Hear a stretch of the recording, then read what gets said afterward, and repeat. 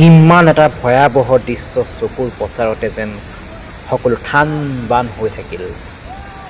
এটকা দুটকাকৈ কষ্টেৰে গোটোৱা পইচাৰে নিৰ্মাণ কৰা ঘৰখন যেন আজি ধূলিৰ লগত মিহলি হৈ গুচি গ'ল।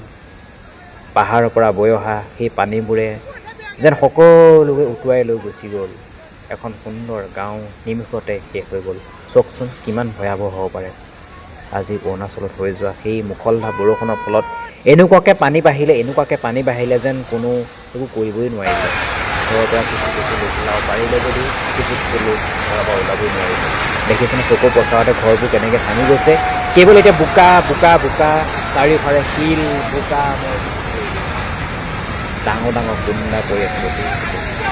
এনেকুৱা ভয়াৱহ দৃশ্যবোৰ দেখিলে সঁচাকৈ বহুত কঁপি যায়। এনেকুৱা দৃশ্য আৰু যেন দ্বিতীয়বাৰ দেখিবলৈ কোনেও নাপায়। উত্তৰাখণ্ডত হৈ যোৱাৰ পিছত ইয়াৰ যেন আকৌ নামি আহিলে এক ঘোৰ অন্ধকাৰ। তেওঁলোকৰ মাজত কেৱল এতিয়া হাহাকাৰময় পৰিৱেশ। কোনোৱে খাব পাইছে, কোনে খাবলৈ পোৱা নাই, কোনে জানে কোন ক'ত হেৰাই গ'ল। দেখিছেনে চকুৰ পচাৰতে যেন তাজপাততে খৰি পৰিছে ঘৰবিলাক। কিমান ভয়াৱহ হ'ব পাৰে। এয়া আমাৰ নিপকু অৰ্থাৎ ৰঙা নদী, যি ৰঙা নদীত পৰিছে সেই পানী, ৰঙা নদী আৰু দিকৰং নদী। কিমান ভয়াৱহ হ'ব পাৰে যদি তাতেই এনেকুৱা অৱস্থা হৈছে। বাকী আমাৰ লখিমপুৰৰ ওচৰ পাছৰ থকা গাঁওবিলাক কেনেকুৱা অৱস্থা হ'ব পাৰে, ৰঙা নদীৰ আশে পাশে থকা গাঁওবোৰ কি অৱস্থা হ'ব পাৰে। ভাবি চাওকচোন আপোনালোক সকলো যেন সজাগ হৈ থাকিব হ'ল, সতৰ্ক হৈ থাকিব হ'ল।